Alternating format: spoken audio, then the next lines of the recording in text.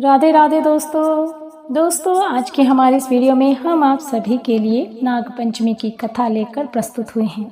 नागपंचमी से संबंधित एक कथा के अनुसार एक राजा के 7 पुत्र थे।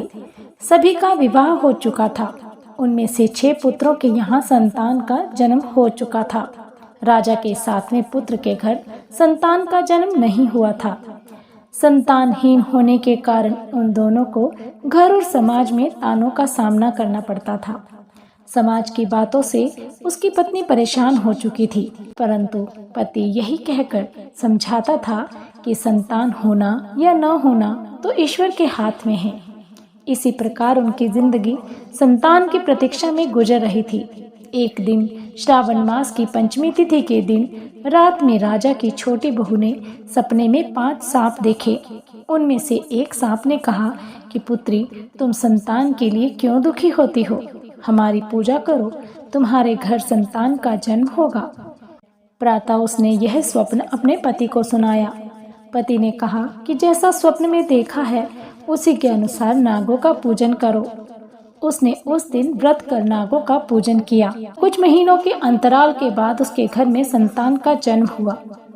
नागपंचमी की दूसरी कथा के अनुसार एक धनवान सेठ के छोटे बेटे की पत्नी रूपवान होने के साथ ही बहुत बुद्धिमान भी थी। उसका कोई भाई नहीं था। एक दिन सेठ की बहुएं घर लीपने के लिए जंगल से मिट्टी खोद रही थी। तभी वहां एक नाग निकला। बड़ी बहू उसे खुरपी से मारने लगी तो छोटी बहू ने कहा, सांप को मत मारो। ये सुनकर बड़ी बहू रुक गई। जाते जाते छोटी बहू सांप से थोड़ी देर में लौटने का वादा कर गई, मगर बाद में वह घर के कामकाज में फंसकर वहां जाना भूल गई।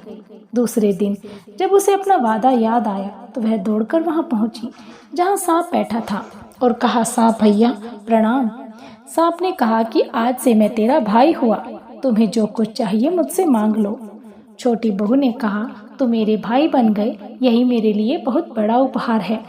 कुछ समय के बाद सांप मनुष्य रूप में छोटी बहू के घर आया और कहा कि मैं दूर के रिश्ते का भाई हूँ और इसे मायके ले जाना चाहता हूँ।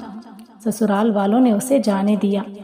विदाई में सांप भाई ने अपनी बहन को बहुत गहने और धन दिया। इन उपहार की चर्चा राजा तक पहुँच गई। रानी को छोटी बहू का हार बहुत पसंद आया और उसने वह हार रख लिया। जैसे ही रानी ने हार पहना वैसे ही वह सर्प बन गया। ये देखकर रानी चीख पड़ी और रोने लगी। ये देखकर राजा ने सेठ के पास खबर भेजी कि छोटी बहू को तुरंत भेजो। सेठ जी डर गए कि राजा ना जाने क्या करेगा। वे स्वयं छोटी बहू को साथ लेकर उपस्थित हुए। राजा ने छोटी बहू से पूछा, तूने क्या जादू किया है? मैं तुझे दंड दूंगा।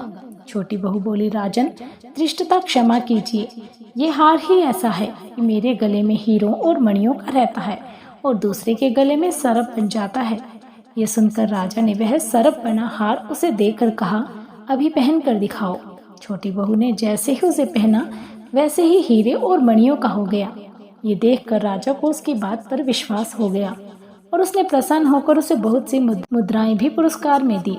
छोटी बहू अपने हार और धन सहित घर लौट आई। उसके धन को देखकर बड़ी बहू ने ईर्ष्या के कारण उसके पति को सिखाया कि छोटी बहू के पास कहीं से धन आया है। ये सुनकर उसके पति ने अपनी पत्नी को बुलाकर कहा, ठीक ठीक बता कि यह धन तुझे कौन देता है?